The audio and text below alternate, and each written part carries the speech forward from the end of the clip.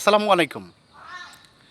সম্মানিত ভিউয়ার্স, বর্তমান সময়ে বাংলাদেশে নতুন কয়েকটা দলের আবির্ভাব হয়েছে। সেই দলগুলো হচ্ছে আফসোস লীগ, তারপরে আরেকটা দল বেরোয়েছে গুজব লীগ। আফসোস লীগের কাজ হচ্ছে আহা এরকম স্বাধীনতাকে আমরা চেয়েছিলাম, আর গুজব লীগের কাজ হচ্ছে যে কোনো একটা মিথ্যা তথ্যকে, যেটার পর মানুষের আক্রোশ বেশি, যেটার পর মানুষের আগ্রহ বেশি, এরকম একটা মিথ্যা তথ্য প্রচার করে দেওয়া। দেখুন কেন বললাম এই কথাগুলা। একটা মেয়ে এই যে রাস্তার উপর দাঁড়িয়ে, দেখেন একটা মেয়ের একটা ক্লিপ দেখেন তো। যারা আমাদের চাচা দাদার বয়সী হয়ে গেছে, মুরব্বী হয়ে গেছে, চোখে সমস্যা, মনে করেন চোখে ছানি পড়ে গেছে, চশমা চোখে দিয়ে দেখে, তারাও কিন্তু দেখতে পারতেছে যে এই মেয়েটার হাতে আসলে একটা কাগজ, তো চালান কাগজ বা চেক দিছে, যে সে চেকের কাগজ, সে এটা বোঝাচ্ছে যে এই গাড়িটা চেক করা হয়েছে, সে এটা চালান একটা কাগজ দিয়ে দিয়েছে।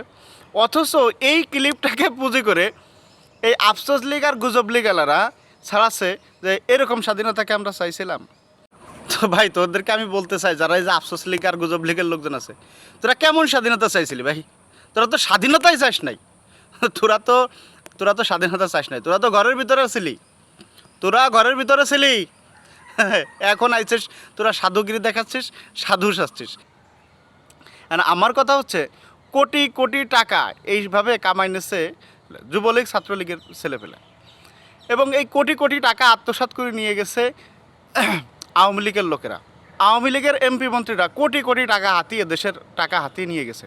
মানে কত বিলিয়ন টাকা যে হাতিয়ে নিয়ে গেছে, এটার এক্স্যাক্টলি হিসাব এখন পর্যন্ত নাই।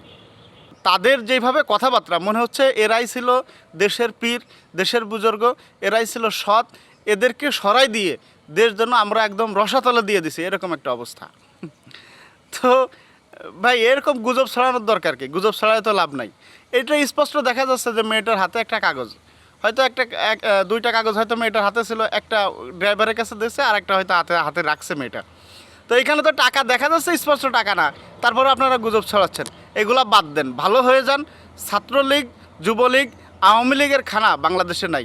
এরা হচ্ছে চোর পার্টি, চোর।